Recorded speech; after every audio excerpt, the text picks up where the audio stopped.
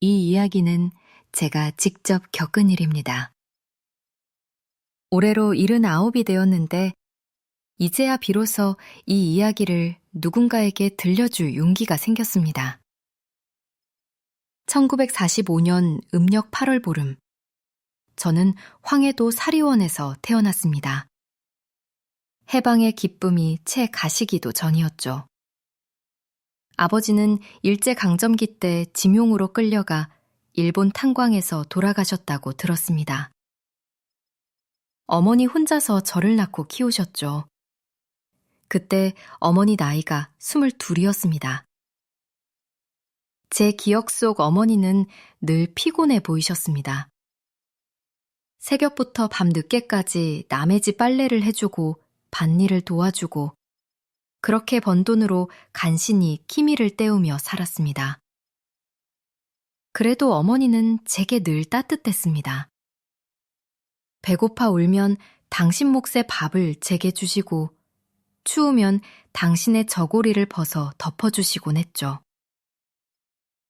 1950년 6월 25일 한국전쟁이 터졌습니다. 그날 새벽 포성에 잠이 깼는데 어머니가 허둥지둥 짐을 싸고 계셨습니다. 영수야, 빨리 일어나. 우리 피난 가야 해.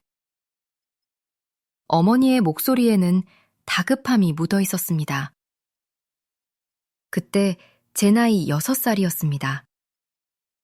어머니는 보따리 하나에 우리 살림을 다 쑤셔 넣고 저를 업고 남쪽으로 내려가기 시작했습니다. 사리원에서 개성까지, 개성에서 다시 서울 근처까지. 길에는 우리처럼 피난 가는 사람들로 가득했습니다. 엄마, 배고파요. 조금만 참아. 곧 먹을 거 구해줄게. 어머니는 그렇게 말씀하시고는 길가에 서서 지나가는 사람들에게 구걸을 하셨습니다. 자존심 강하던 어머니가 고개를 숙이고 손을 내미는 모습을 보면서 어린 마음에도 가슴이 아팠습니다. 피난길 3일째 되던 날이었습니다. 임진강을 건너야 했는데 다리는 이미 폭격으로 끊어진 상태였습니다. 사람들은 나룻배를 타고 강을 건너 10살이 되던 해, 저는 고아원을 나왔습니다. 더 이상 그곳에 있을 수 없었습니다. 어머니를 찾아야 했으니까요. 저는 무작정 서울로 올라갔습니다. 서울역 앞에서 구두 닦기를 시작했습니다. 하루 종일 구두 닦아드립니다 하고 외쳐도 손님은 많지 않았습니다. 그래도 고아원보다는 나았습니다. 적어도 자유롭게 어머니를 찾아다닐 수 있었으니까요. 구두를 닦으면서 저는 항상 손님들에게 물었습니다. 혹시 황해도 사리원에서 오신 박순자라는 분 아세요? 제 어머니인데요.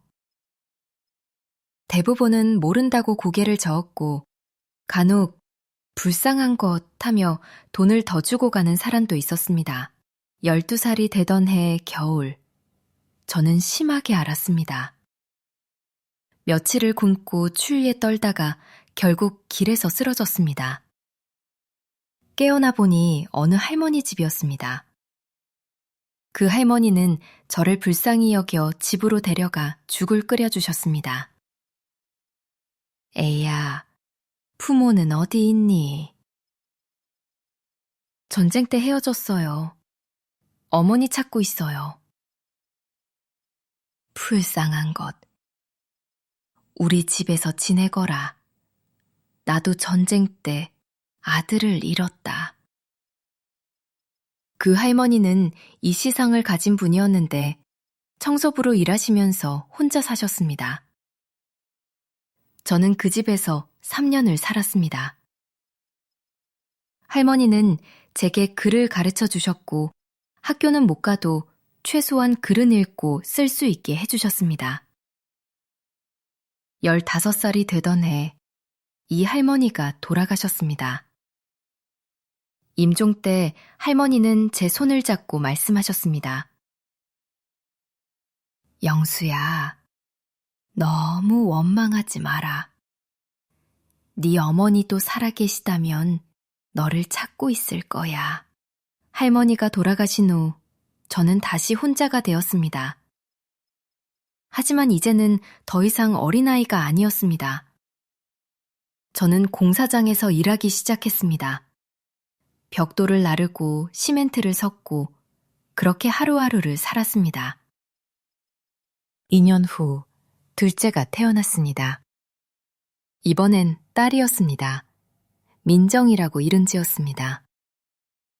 가족이 4명이 되니 더 열심히 일해야 했습니다. 트럭을 한 대 더 사고 직원도 1명 들였습니다. 사업이 조금씩 커지기 시작했습니다. 1978년 우리는 처음으로 내 집을 장만했습니다. 비록 작은 연립주택이었지만 우리 가족의 보금자리였습니다. 이사 가던 날 아내가 울었습니다. 여보, 우리가 드디어 우리 집이 생겼네요. 그러게요. 고생 많았어요. 아니에요. 당신이 더 고생했죠. 맨손으로 여기까지 오느라. 그날 밤 저는 새집 마루에 앉아 하늘을 봤습니다. 어머니가 살아계시다면 이 집에 모시고 싶다는 생각이 간절했습니다. 어머니, 어디 계십니까? 아들이 이렇게 컸습니다. 이제는 어머니를 모실 수 있습니다. 80년대에 들어서면서 한국 경제가 급성장했습니다. 저희 사업도 덩달아 성장했습니다. 트럭이 5대로 늘었고 직원도 10명이 넘었습니다. 아파트로 이사했고 아이들도 좋은 학교에 보낼 수 있었습니다. 1983년 이산가족 찾기 생방송이 시작되었습니다. 저는 모든 일을 제쳐두고 방송국으로 달려갔습니다. 며칠 밤을 새우며 어머니를 찾는 팻말을 들고 있었습니다. 전국에서 모여든 이산가족들의 울음소리가 방송국을 가득 채웠습니다. 박순자, 황해도 사리원 출신 닥순자님을 찾습니다. 목이 터져라 외쳤지만 어머니는 나타나지 않았습니다. 수많은 사람이 가족을 만나 울고 웃는 모습을 보면서 저는 더욱 외로웠습니다. 왜 우리 어머니는 안 오시는 걸까? 혹시 돌아가신 건 아닐까? 방송이 끝난 후에도 저는 포기하지 않았습니다. 적십자사에 등록하고 이북 출신 모임에도 나갔습니다. 하지만 어머니의 소식은 어디에도 없었습니다. 시간이 2005년 아내가 암 선고를 받았습니다. 위암 3기였습니다. 청천벽력 같은 소식이었습니다. 평생 저와 함께 고생한 아내가 이제 좀 편하게 살만하니 암이라니. 여보, 내가 꼭 낫게 해줄게. 최고의 병원, 최고의 치료 다 받게 해줄게. 고마워요. 하지만 무리하지 마세요. 이미 충분히 행복하게 살았어요. 1년간의 투병 끝에 아내는 세상을 떠났습니다. 63세였습니다. 장례식장에서 저는 처음으로 어머니가 아닌 아내를 위해 울었습니다. 평생 고생만 시킨 것 같아 미안했습니다. 아내가 떠난 후 저는 깊은 우울증에 빠졌습니다. 회사 일도 손에 잡히지 않았고 아무것도 하고 싶지 않았습니다. 민수가 회사를 맡아 운영했고 민정이가 자주 와서 저를 돌봤습니다. 아버지, 이러시면 어머니가 슬퍼하세요. 그래, 네 말이 맞다. 엄마를 위해서라도 정신 차려야지. 2010년 저는 회사에서 은퇴했습니다. 민수에게 경영권을 완전히 넘겼습니다.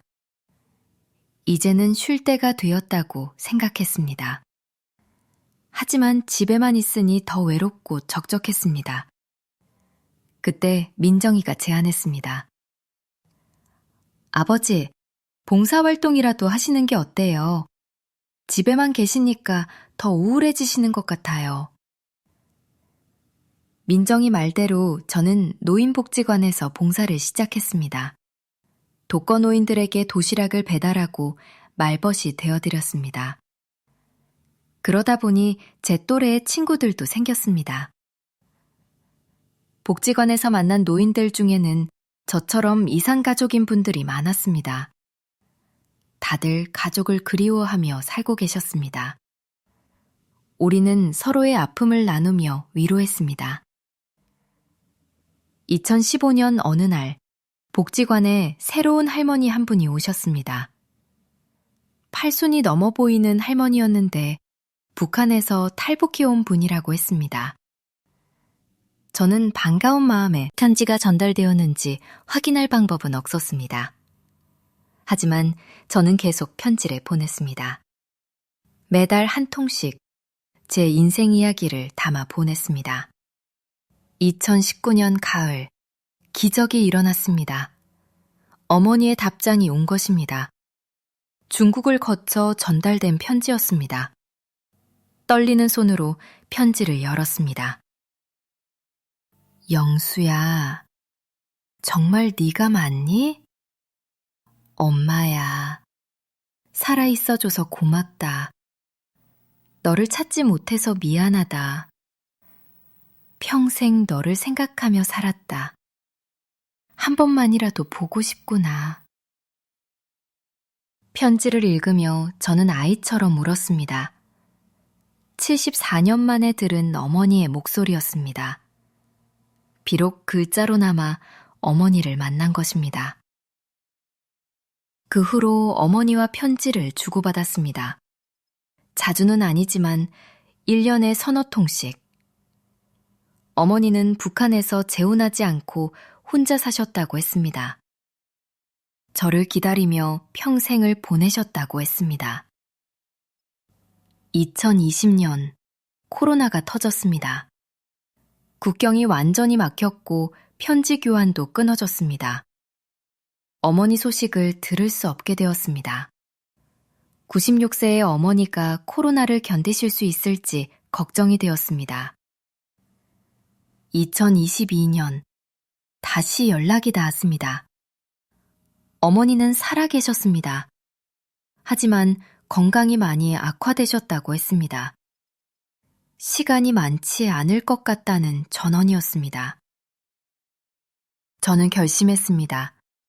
어떻게든 어머니를 만나야 한다고 민수와 민정이에게 이야기했습니다.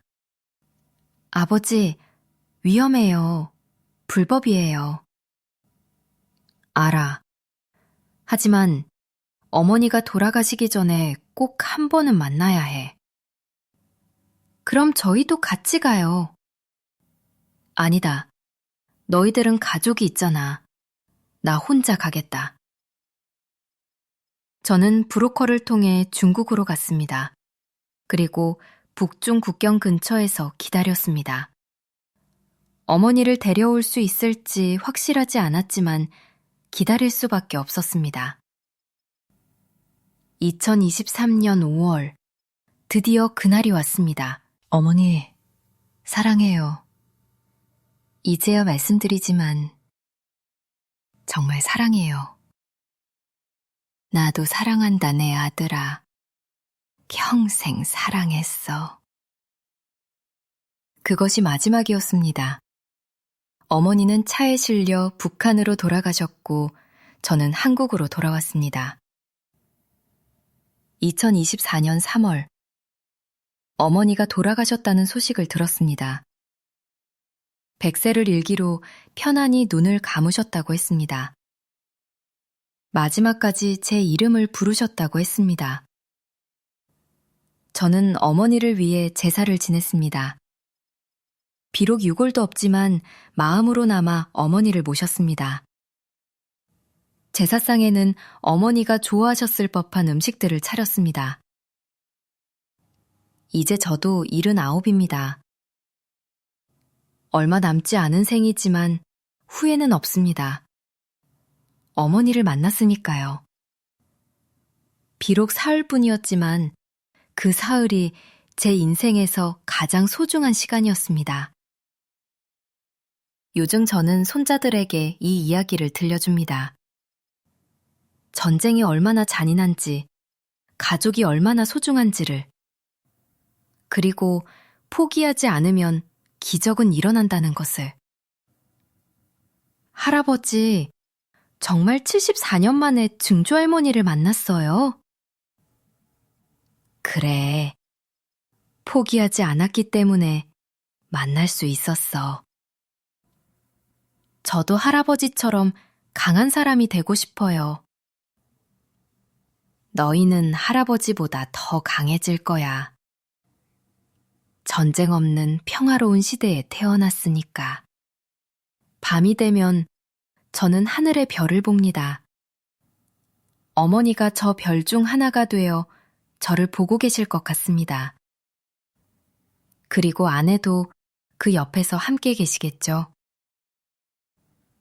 어머니, 저 잘 살았죠? 어머니 아들로서 부끄럽지 않게 살았죠? 대답은 들리지 않지만 저는 압니다. 어머니가 자랑스러워 하실 거라는 걸.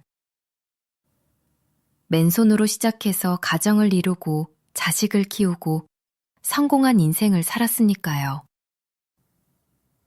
이제 얼마 남지 않은 제 생을 마감할 때가 오면 저는 어머니 곁으로 갈 것입니다.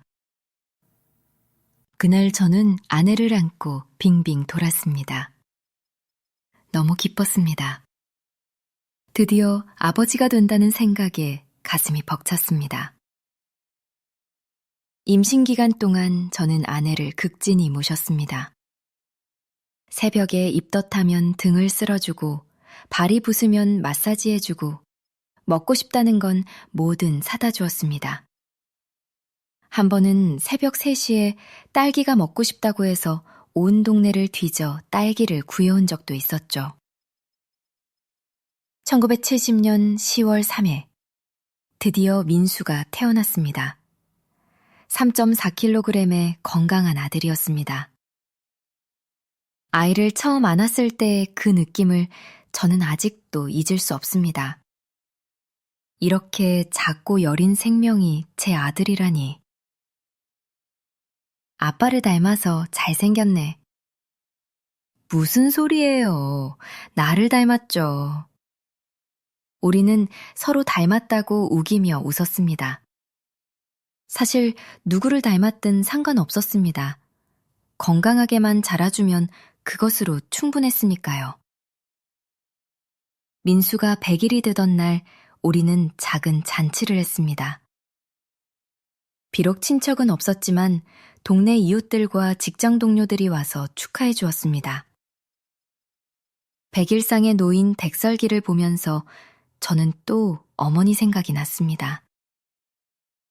어머니가 계셨다면 손수 떡을 해주셨을 텐데. 민수가 돌이 되고 걸음마를 시작했습니다. 처음 걸음마를 떼던 날 저와 아내는 감격의 눈물을 흘렸습니다. 비틀비틀하면서도 열심히 걸어오는 아이를 보면서 우리도 부모가 되었구나 실감했습니다. 그 무렵 제가 트럭을 사서 독립한 것도 민수 때문이었습니다. 아이에게 더 나은 삶을 주고 싶었거든요. 남의 밑에서 일하는 것보다 내 사업을 하는 게 낫다고 생각했습니다.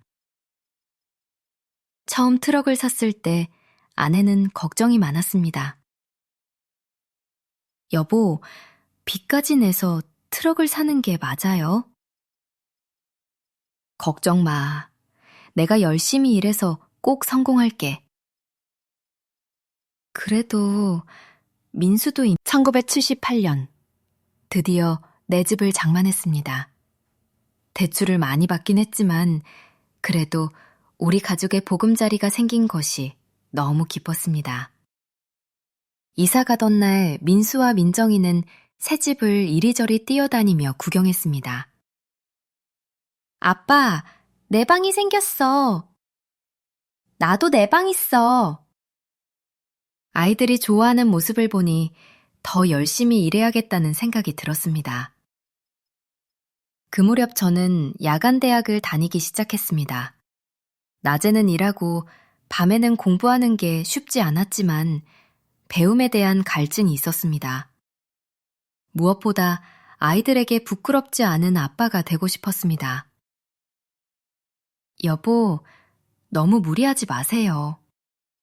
괜찮아. 이제라도 배울 수 있어서 감사해. 경영학을 전공했는데 사업하는 데 많은 도움이 되었습니다. 특히 회계와 마케팅 수업이 유익했습니다. 교수님들도 제가 나이 많은 학생인데도 열심히 하니까 격려를 많이 해주셨습니다. 1980년 민수가 초등학교에 입학했습니다. 입학식 날 저는 일을 미루고 꼭 참석했습니다. 책가방을 메고 교실로 들어가는 민수를 보면서 뭉클했습니다. 내 아들이 벌써 이렇게 컸구나. 민수는 공부를 잘했습니다. 특히 수학을 잘했는데 선생님이 영재교육을 시켜보라고 권하실 정도였습니다. 하지만 저는 그보다 인성교육이 더 중요하다고 생각했습니다. 민수야, 공부도 중요하지만 착한 사람이 되는 게 더 중요해. 네, 아빠, 저 착한 사람 될게요. 민정이도 유치원에 다니기 시작했습니다. 민정이는 그림 그리기를 좋아했습니다. 매일 그림을 그려서 저한테 보여주곤 했죠. 아빠, 이거 우리 가족 그린 거예요. 와, 민정이가 그렸구나. 정말 잘 그렸네. 아이들의 재능을 보면서 저는 더 열심히 일해야겠다고 다짐했습니다. 이 아이들이 하고 싶은 것을 마음껏 할 수 있도록 뒷받침해주고 싶었습니다. 1980 민수의 말에 저는 상처받았습니다. 하지만 한편으로는 이해도 되었습니다. 저도 그 나이 때는 꿈이 있었으니까요. 단지 현실이 그 꿈을 허락하지 않았을 뿐. 민수야, 일단 공부를 해. 음악은 취미로 해도 돼. 아빠는 날 이해 못해요. 민수는 방문을 쾅 닫고 들어갔습니다. 저는 한숨을 쉬었습니다. 아버지가 된다는 게 이렇게 어려운 일인지 그때 처음 알았습니다. 민정이는 그런 오빠와 달리 순했습니다. 공부도 잘하고 말도 잘 들었습니다. 하지만 민정이도 나름의 고민이 있었습니다. 아빠, 우리는 왜 할머니, 할아버지가 없어요? 친구들은 다 있는데 우리만 없어요. 저는 민정이를 안아주며 말했습니다. 미안해. 아빠가 어렸을 때 헤어졌어. 하지만 언젠가는 꼭 만날 거야. 1988년 서울 올림픽이 열렸습니다. 온 나라가 축제 분위기였습니다. 저희 가족도 올림픽 경기를 보러 갔습니다. 태극기를 흔들며 응원하는 아이들을 보면서 자부심을 느꼈습니다. 우리나라가 이렇게 발전했구나. 그해 가을 민수가 고등학생이 되었습니다. 대학 입시를 준비해야 하는 시기였죠. 민수는 여전히 음악을 하고 싶어 했지만 현실적으로 일반 대학을 가야 한다는 압박을 받고 있었습니다. 민수야, 대학 가서도 음악은 할 수 있어. 알아요. 하지만 전 정말 음악이 하고 싶어요. 일단 경영학과를 가. 나중에 회사를 물려받아야지. 전 회사 경영에는 관심 없어요. 또다시 부자 간의 갈등이 시작되었습니다. 아내가 중재를 했지만 쉽지 않았습니다. 1990년 민수가 대학에 합격했습니다. 서울의 명문대 경영학과였습니다. 저는 기뻤지만 민수는 그다지 기뻐하지 않았습니다.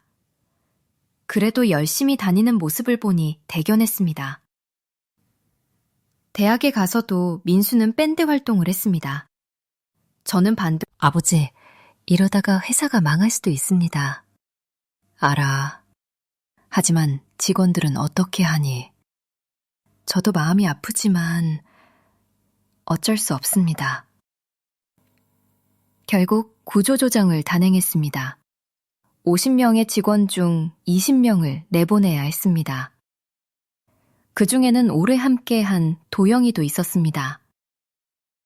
사장님, 저는 괜찮습니다. 다시 시작하면 되죠. 미안해, 도영아. 정말 미안해. 아닙니다. 그동안 고마웠습니다. 도영이를 보내는 날, 저는 사무실에서 혼자 울었습니다. 함께 고생한 동료들을 내보내야 하는 것이 너무 아팠습니다. 그래도 포기하지 않았습니다. 남은 직원들과 함께 처음부터 다시 시작하는 마음으로 일했습니다. 민수도 밤낮 없이 일했습니다. 온 가족이 힘을 합쳐 위기를 극복하려 노력했습니다. 2000년, 조금씩 회복의 기미가 보이기 시작했습니다. 새로운 거래처를 개척하고 서비스를 개선했습니다. 민수의 아이디어로 인터넷을 활용한 물류 시스템도 도입했습니다. 아빠, 이제는 인터넷 시대예요. 우리도 견해야 합니다. 그래, 네 말이 맞아. 젊은 사람의 생각이 필요해. 천천히 회사는 다시 일어섰습니다. 직원도 다시 늘어났고 매출도 회복되었습니다. IMF의 상처는 컸지만 그만큼 단단해졌습니다. 2002년, 민정이가 교사가 되었습니다. 서울의 한 초등학교에 발령받았습니다. 첫 출근하는 날, 정장을 입은 민정이를 보니 대견하면서도 뿌듯했습니다. 아빠, 저 이제 선생님이에요. 그래, 우리 민정이가 드디어 꿈을 이뤘구나. 민정이는 정말 좋은 선생님이 되었습니다. 아이들을 사랑으로 대했고 열정적으로 가르쳤습니다.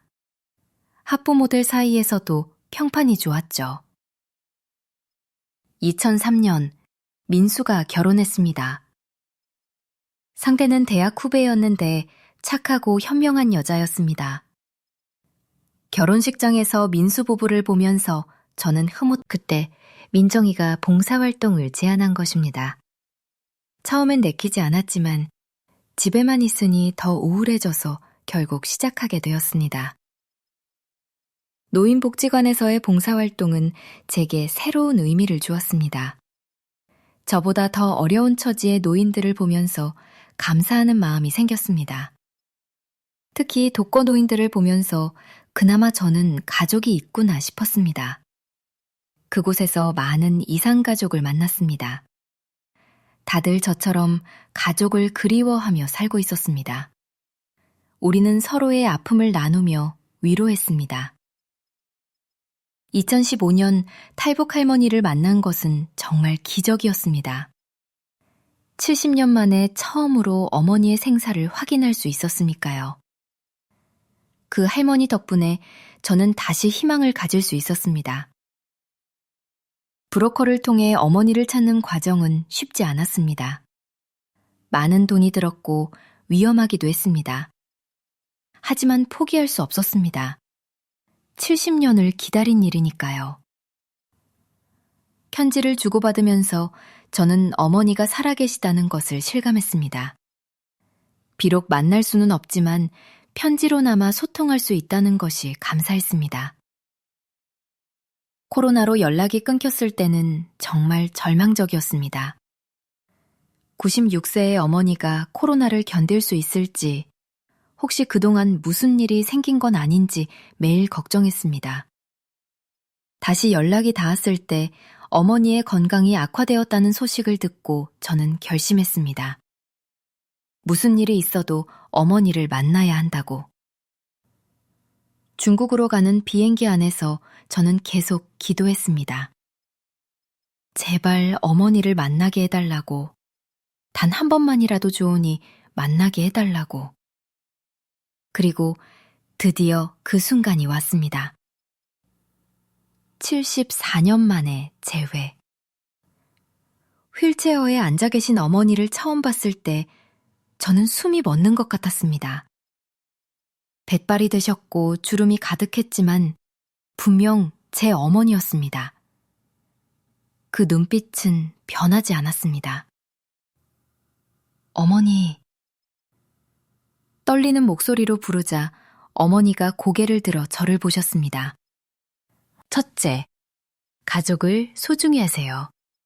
당연하다고 생각하는 그 존재가 얼마나 귀한지 잃고 나서야 알게 됩니다.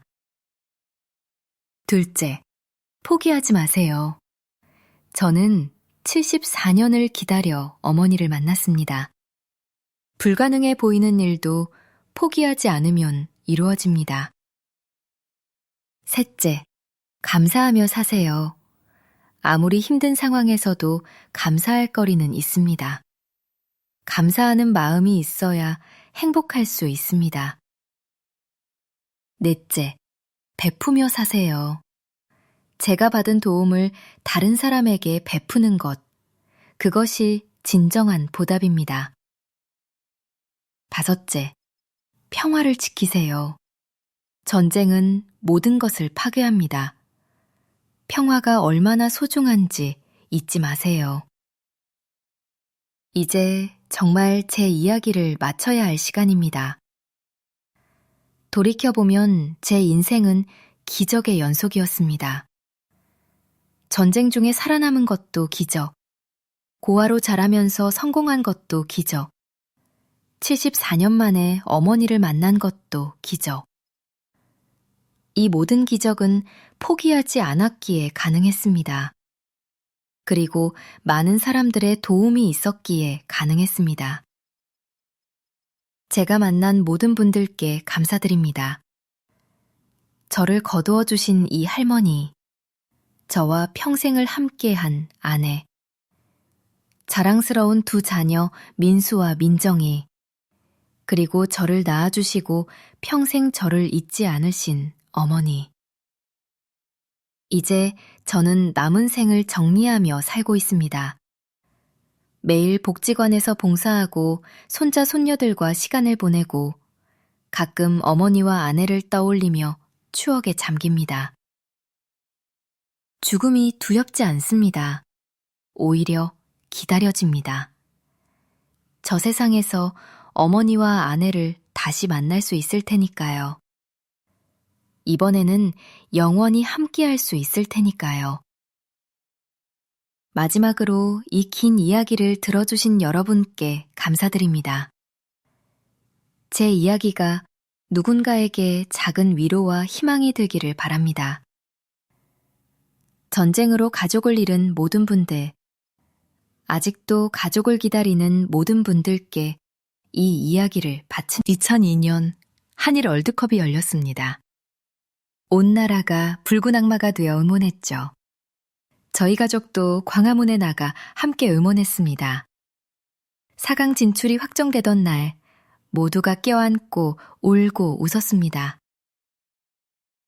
대한민국! 대한민국! 수십만 명이 함께 외치는 소리가 지금도 귓가에 들리는 것 같습니다. 그때 저는 정말 자랑스러웠습니다. 우리나라가 이만큼 성장했구나. 2004년 민수에게 둘째가 태어났습니다. 이번엔 딸이었습니다. 지원이라고 이름 지었죠. 손녀를 처음 안았을 때 또 다른 감동이었습니다. 할아버지, 지원이 예쁘죠? 그럼 우리 지원이가 제일 예뻐. 손자 지훈이와 손녀 지원이를 보면서 저는 행복했습니다. 비록 아내는 없지만 이렇게 가족이 늘어가는 것을 보니 위안이 되었습니다. 2006년 민정이도 결혼했습니다. 상대는 같은 교사였는데 성실하고 따뜻한 사람이었습니다. 사위를 보니 든든했습니다. 민정이를 잘 돌봐줄 것 같았거든요. 결혼식장에서 민정이가 제게 편지를 읽어주었습니다. 아빠, 그동안 키워주셔서 감사해요. 엄마가 돌아가신 후 많이 외로우셨죠? 이제는 제가 아빠를 더 자주 찾아뵐게요. 사랑해요, 아빠. 저는 그만 울고 말았습니다. 딸의 마음이 너무 고마웠습니다.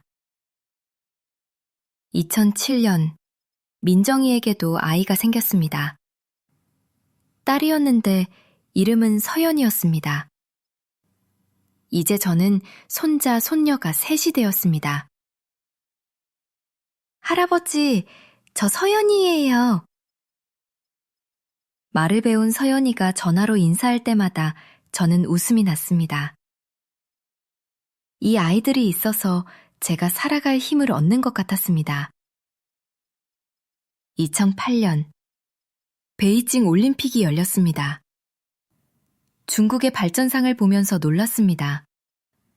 우리도 계속 노력해야겠다는 생각이 들어 2014년 세월호 참사가 일어났습니다. 그 많은 어린 생명들이 바다에 잠긴 것을 보면서 너무 가슴이 아팠습니다. 특히 부모들의 절규를 보면서 눈물이 났습니다. 저도 부모로서 그 마음을 조금은 알 것 같았습니다. 자식을 잃는다는 것, 그것보다 큰 아픔은 없을 것입니다. 2015년 탈북 할머니를 만난 것은 정말 운명이었습니다. 그분이 아니었다면 저는 평생 어머니의 생사도 모른 채 살았을 것입니다. 그 할머니는 이후에도 가끔 복지관에 오셨습니다.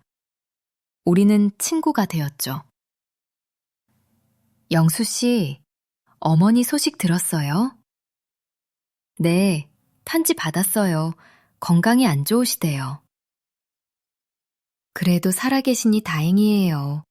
꼭 만나실 수 있을 거예요. 그 할머니의 격려가 큰 힘이 되었습니다. 2016년 손녀 지원이가 대학에 들어갔습니다. 의대를 갔더군요. 의사가 되고 싶다고 했습니다.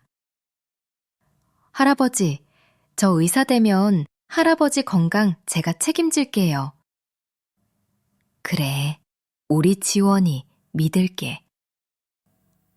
손자, 손녀들이 각자의 꿈을 향해 나아가는 모습이 보기 좋았습니다. 2017년 민정이네 둘째가 태어났습니다. 아들이었는데 이름은 준서였습니다. 이제 저는 증손자가 넷이 되었습니다. 할아버지, 준서 안아보세요. 그래, 우리 준서 왔구나. 갓 태어난 아기를 안으면서 생명의 신비를 느꼈습니다. 이렇게 대가 이어지는구나.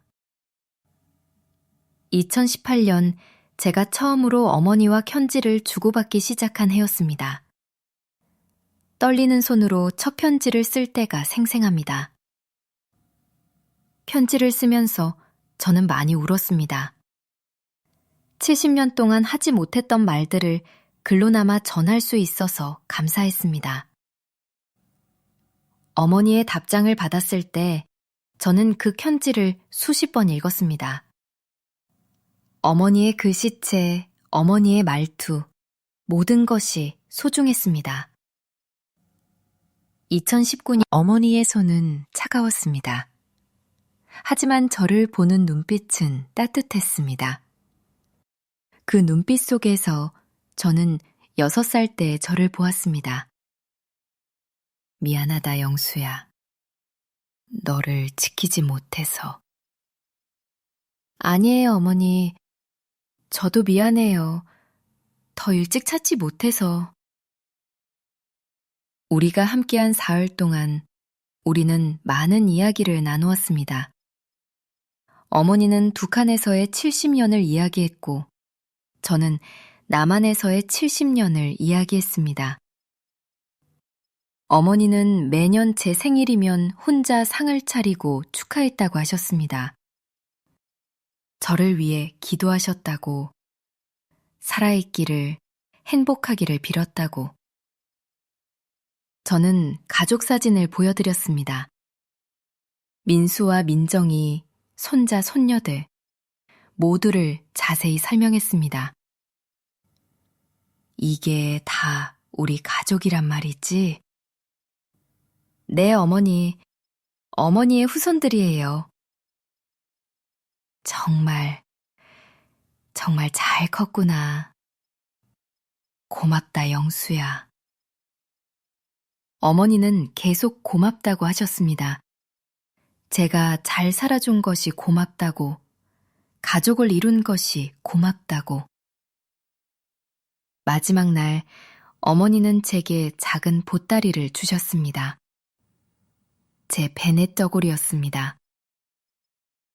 이걸 74년 동안 가지고 있었어. 네 냄새가 날 것 같아서. 어머니, 이제 네게 돌려줄게. 네 후손들에게 전해주렴. 저는 그 작은 저고리를 가슴에 품고 울었습니다. 어머니의 사랑이 그 속에 다 담겨 있었습니다. 이별의 시간이 왔을 때 우리는 약속했습니다. 다시 만나요, 어머니. 그래, 꼭 다시 만나자. 이승에서든 저승에서든. 그것이 마지막이었습니다. 2024년 3월 어머니가 돌아가셨다는 소식을 들었습니다. 덱세를 일기로 편안히 눈을 감으셨다고 했습니다. 저는 혼자 제사를 지냈습니다. 어머니가 좋아하셨을 법한 음식들을 준비했습니다. 5째, 용서와 화해는 치유의 시작입니다. 원망하지 말고 용서하세요. 6째, 감사하는 마음이 행복의 비결입니다. 작은 것에도 감사하세요. 7째, 사랑은 시간과 공간을 초월합니다. 어머니의 사랑이 그것을 증명했습니다. 제 이야기를 듣는 젊은 세대들에게 특별히 전하고 싶은 말이 있습니다. 여러분은 축복받은 세대입니다. 전쟁을 겪지 않았고 절대 빈곤을 경험하지 않았습니다. 하지만 그것을 당연하게 여기지 마세요. 많은 분들의 희생과 노력이 있었기에 가능한 일입니다. 부모님을 소중히 여기세요. 효도는 나중이 아니라 지금 해야 합니다. 사랑한다는 말을 아끼지 마세요. 안아드리세요. 함께 시간을 보내세요. 꿈을 포기하지 마세요. 저는 맨손으로 시작해서 회사를 일구었습니다. 여러분은 더 좋은 환경에서 시작합니다. 무엇이든 할 수 있습니다. 남을 도우며 사세요. 혼자서는 성공할 수 없습니다. 서로 돕고 나누면서 함께 성장하세요. 평화를 지키세요. 전쟁은 모든 것을 파괴합니다. 평화로운 세상을 만들기 위해 노력하세요. 이제 저의 긴 이야기가 정말로 끝이 났습니다. 마지막으로 하고 싶은 말은 제가 살아온 79년이 헛되지 않았다는 것입니다. 비록 어머니와 함께한 시간은 짧았지만 그 짧은 시간이 제 인생 전체를 의미 있게 만들어 주었습니다. 저는 이제 언제 떠나도 후회가 없습니다. 할 일을 다 했고 사랑하는 사람들에게 사랑한다고 말했고 어머니를 만났으니까요. 죽음이 오면 저는 기쁘게 맞이할 것입니다. 저편에서 어머니와 아내가 기다리고 있을 테니까요. 이번에는 영원히 함께할 수 있을 테니까요. 하지만 아직은 아닙니다. 아직 제가 할 일이 남아 있습니다. 손자, 손녀들이 결혼하는 것을 보고 싶고 증손자들이 자라는 것을 보고 싶습니다.